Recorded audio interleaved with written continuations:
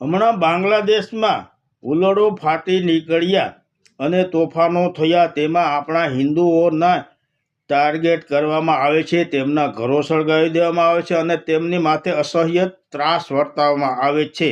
પરંતુ આપણી સરકાર અહીં કંઈ છાની માની બેઠી છે, તેમને કાંઈ ચિંતા હોય એવું લાગતું નથી. ઘણા શહેરોમાં આ બાબત વિરોધ પણ થયો, પરંતુ સરકારના પેટનું પાણી હલતું નથી.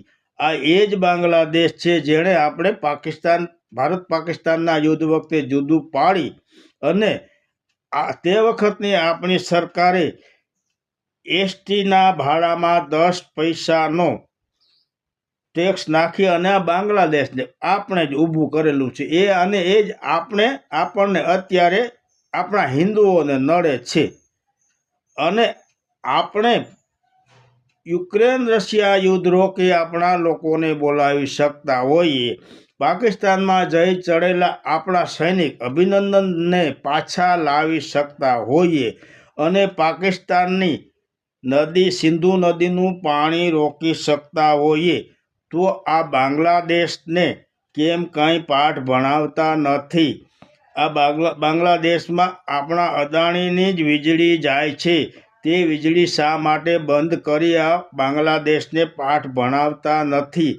તો વહેલી તકે આ બાંગ્લાદેશના હિન્દુઓ પર થતા ત્રાસને દૂર કરવા માટે આ વીજળી બંધ કરી દેવી જોઈએ અને સરકારે કંઈક પગલાં લેવા જોઈએ.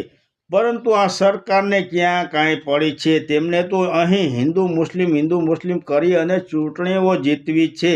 બહારના હિન્દુ માટે જે થાય તે ભલે થાય, આપણે શું?